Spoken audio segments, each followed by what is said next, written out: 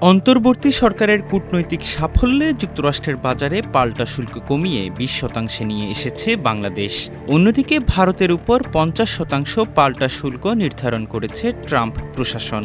ফলে ভারত থেকে তৈরি পোশাকের প্রচুর মার্কিন ক্রয়াদেশ স্থানান্তরিত হয়ে বাংলাদেশে আসছে। শুধু ভারত নয়, মার্কিন ক্রয়াদেশ আসছে পাকিস্তান ও ভিয়েতনাম থেকেও। একটি সংবাদ মাধ্যমের কাছে এমনটা জানিয়েছেন তুষুকা গ্রুপের চেয়ারম্যান ও বিজিএমইএর সাবেক সহসভাপতি আরশাদ জামাল। জানা যায়, পণ্য রপ্তানিতে পাল্টা মার্কিন শুল্ক কার্যকর হওয়ার পর আমেরিকান প্রতিষ্ঠানগুলোর কাছ থেকে ভালো সাড়া পাচ্ছে বাংলাদেশ।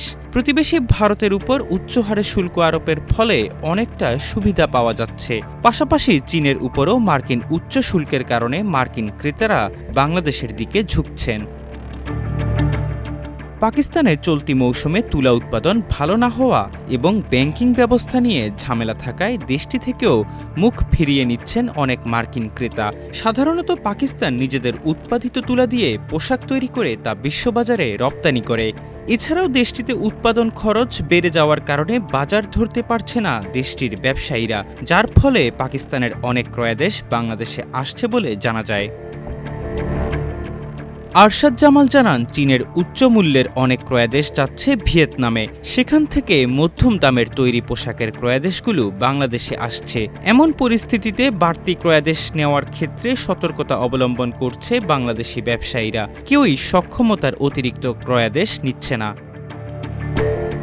তুষুকা গ্রুপের চেয়ারম্যান জানান, ভূ রাজনৈতিক কারণে নতুন নতুন চ্যালেঞ্জ আসতে পারে। এই কথা মাথায় রেখে গার্মেন্টস কারখানাগুলো বড় কোনো বিনিয়োগে যাচ্ছে না। বর্তমান প্রেক্ষাপটে বাড়তি ক্রয়াদেশ নেওয়ার ক্ষেত্রে আর্থিক সহায়তা নিশ্চিত করা জরুরি। অনেক কারখানাই নিজেদের চাহিদা অনুযায়ী ব্যাংকে ব্যাক টু ব্যাক ঋণপত্র খুলতে পারছে না। বর্তমানে Bangladesh bank pre shipment credit খাতে পুনঃ অর্থায়ন স্কিম চালু করেছে। এই ধরনের সহায়তা অব্যাহত রাখার পাশাপাশি রপ্তানিতে নগদ সহায়তা দেওয়ার বিষয়েও সরকারকে পরিষ্কার বার্তা দিতে হবে বলে মনে করেন বিজিএমইএর সাবেক এই সহসভাপতি। তিনি জানান, একটি ক্রয়াদেশ শুরু থেকে শেষ পর্যন্ত বেশ কয়েক মাসের ব্যাপার। হঠাৎ করে নীতি পরিবর্তন হলে উদ্যোক্তারা বিপদে পড়েন। আরশাদ জামাল জানান, বর্তমান বাস্তবতায় বিদেশি বিনিয়োগের সুযোগকে কাজে লাগাতে হবে। সরকারকে বিদেশি বিনিয়োগ অনুমোদন দিতে হবে। তাহলে বাংলাদেশের পণ্য রপ্তানির পাশাপাশি দেশের শিল্প খাতের সক্ষমতা বাড়াতে বেশ কাজে দেবে।